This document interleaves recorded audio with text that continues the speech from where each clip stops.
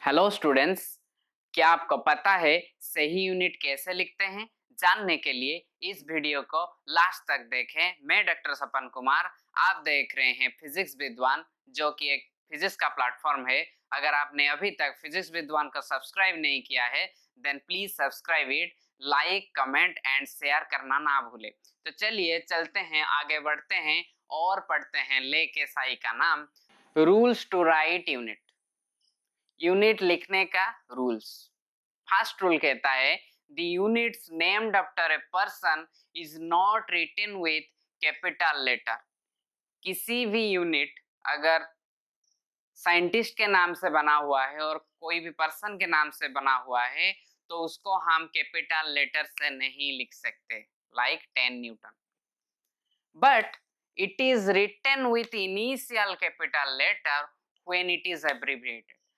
इसका मतलब है अगर हम शॉर्ट फॉर्म में लिखते हैं उसको तो हम इनिशियल कैपिटल लेटर से लिख सकते हैं। अगर 10 न्यूटन को मैं शॉर्ट फॉर्म में लिखना चाहूं तो 10 न्यूटन लिखूंगा, ये ठीक है। इसका रॉन्ग फॉर्म क्या है? इसका रॉन्ग फॉर्म है अगर मैं 5 न्यूटन लिखूंगा तो उसको बड़ा कर दूंगा एन, ये गलत हो गया। अगर शॉर्ट फॉर्म में लिख रहे हैं और पहला लेटर जो इनिशियल कैपिटल लेटर होना चाहिए हमने स्मॉल कर दिया तो ये भी गलत हो गया। सेकेंड रूल कहता है the units are not expressed in plural form. इसका मतलब है यूनिट्स को हम प्लूरल फॉर्म में नहीं एक्सप्रेस कर सकते। इसका मतलब है करेक्ट फॉर्म क्या है? करेक्ट फॉर्म है 10 मीटर, हम ऐसे लिख सकते हैं 10 मीटर। और हम उसको शॉर्ट फॉर्म में ऐसे लिखते हैं 10 एम और 10 मीटर। अगर हमने ऐसे लिखा 5 मीटर्स और ऐसे शॉर्ट फॉर्म में 5 एमएस मीटर्स तो ये गलत हो जाएगा। ये सही तरीका है लिखने का और ये गलत तरीका, ठीक है। अब आते हैं थर्ड रूल में। थर्ड रूल कहता है full stop should not be put after abbreviation. अगर हम किसी भी यूनिट को शॉर्ट फॉर्म में लिखते हैं तो उसको हम फुल स्टॉप नहीं लगाएंगे, इमीडिएटली हम फुल स्टॉप नहीं लगाएंगे। एक एग्जांपल लेते हैं 10 किलोमीटर, ये इसको हम अगर शॉर्ट फॉर्म में लिखेंगे तो कैसे लिखेंगे 10 किलोमीटर, ये ठीक है। अगर हम इसको 10 फुल स्टॉप लगा के लिखते हैं तो ये गलत हो जाएगा, ठीक है। अब आते हैं फोर्थ रूल में, more than one solid should not be use. इसका मतलब है अगर हम किसी भी यूनिट लिख रहे हैं और उसका जो यूनिट है वो केजी, लेट एग्जांपल केजी पर मीटर सेकेंड स्क्वायर, तो इसको हम ऐसे नहीं लिख सकते केजी पर मीटर पर सेकेंड स्क्वायर, ये गलत हो जाएगा, पर ये सही है, ठीक है।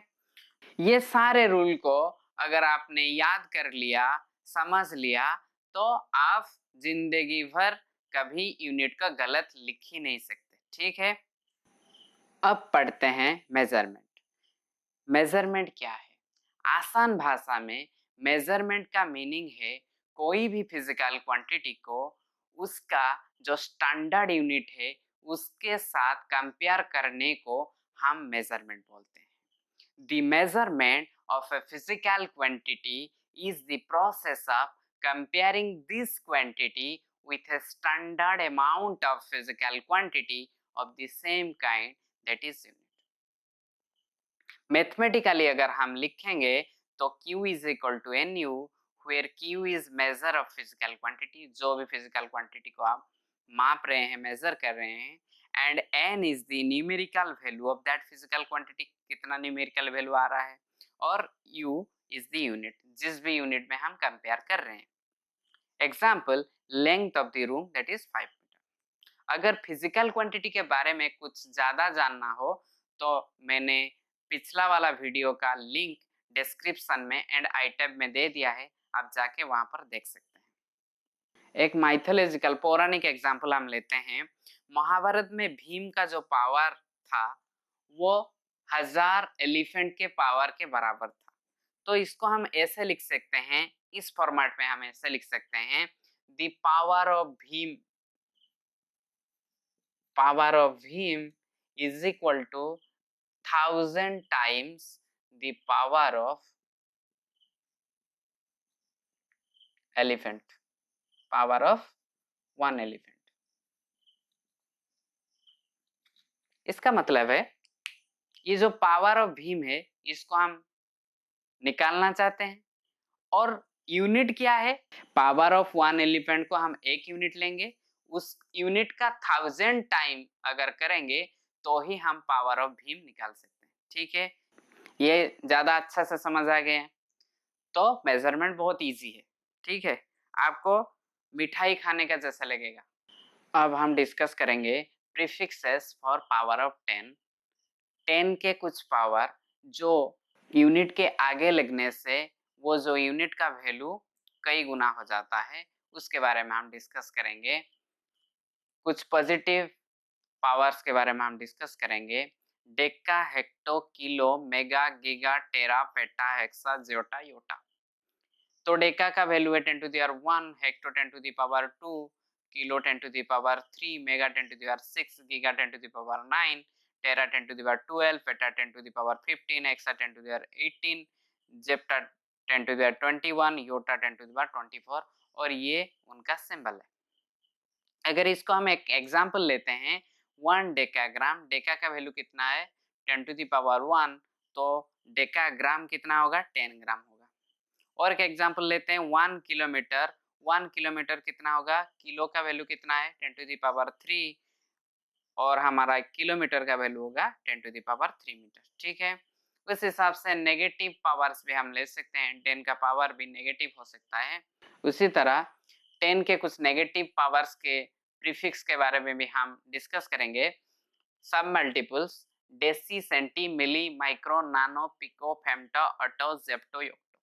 डेसी का वैल्यू है 10 to the power -1, centi 10 to the power -2, milli 10 to the power -3, micro 10 to the power -6, micro का सिंबल हम म्यू कहते हैं उसको, nano 10 to the power -9, pico 10 to the power -12, femto 10 to the power -15, अटो 10 to the power -18, Zepto 10 to the power -21, योक्टो 10 to the power -24 और ये रहा उनका symbol.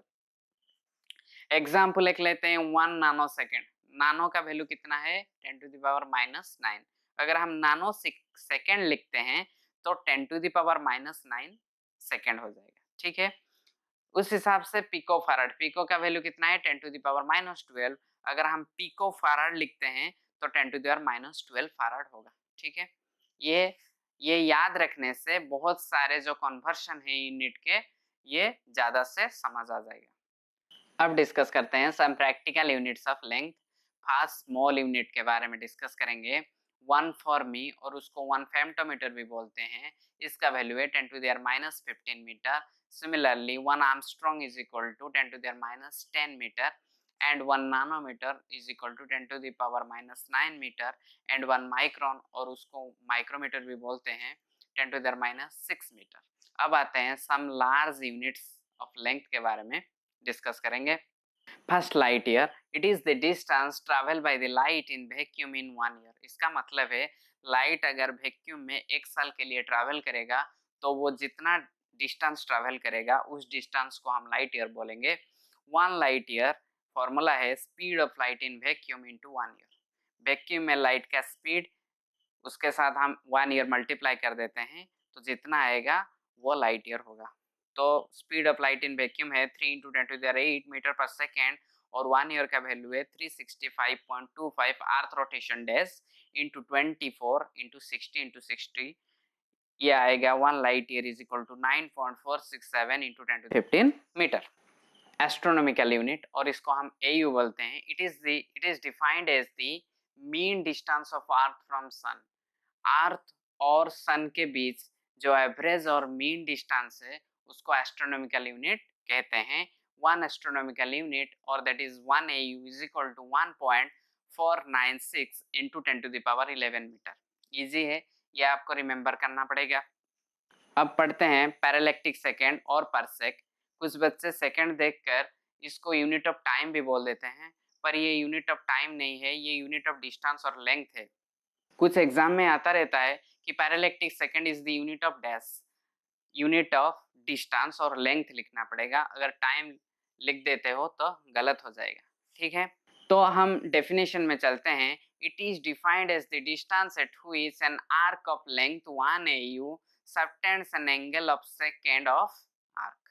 The arc of 1 astronomical unit, जहां पर 1 सेकेंड का एंगल क्रिएट करेगा, उस पॉइंट से अर्थ तक की जो डिस्टेंस है उसको हम पैरालैक्टिक सेकेंड और परसेक बोलेंगे। इसका वैल्यू है 3.08 इंटू 10⁻16 मीटर। अब हम डिस्कस करेंगे some practical units of mass के बारे में। First, small unit of mass, that is 1 atomic mass unit, और उसको हम AMU लिखते हैं। It is defined as the 1/12th of the mass of the one carbon 12 atom। इसका मतलब है कार्बन 12 एटम का 1/12th मास को हम एटॉमिक मास यूनिट कहते हैं। इसका वैल्यू है 1U is equal to 1.66 into 10⁻⁻27 kg। उसके बाद आता है लार्ज यूनिट ऑफ मास। कुछ लार्ज यूनिट के बारे में डिस्कस करेंगे। 1 टन का वैल्यू है 1000 kg, 1 quintal 100 kg, 1 slug 14.57 kg, 1 pound और 1 LV is equal to 0.4536 kg। अब डिस्कस करते हैं some practical units of time के बारे में। फर्स्ट है सेक।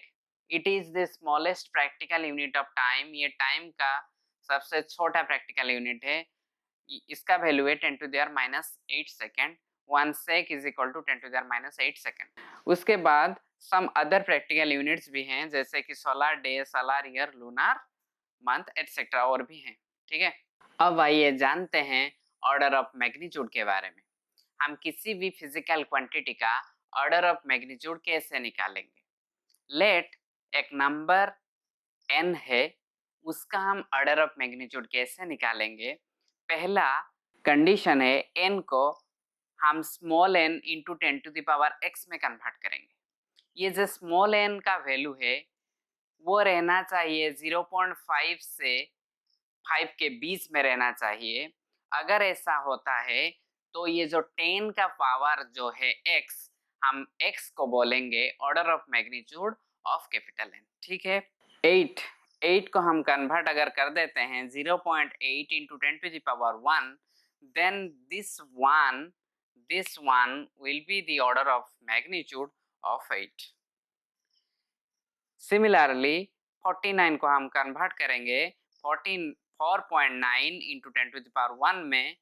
ये 4.9 ये कंडीशन फुलफिल करता है। इस हिसाब से ये जो 10 का पावर है 1, ये 1 होगा ऑर्डर ऑफ मैग्नीट्यूड ऑफ 49। आज का क्लास हम यहीं ख़त्म करते हैं। अगर आपको ये वीडियो अच्छा लगा हो तो like, comment, share and subscribe करना ना भूलें। आपसे मुलाकात होगी नेक्स्ट वीडियो में। तब तक के लिए पढ़ते रहिए और बढ़ते रहिए, क्योंकि पढ़ेगा इंडिया तभी तो बढ़ेगा India. So keep watching and keep learning. Thank you.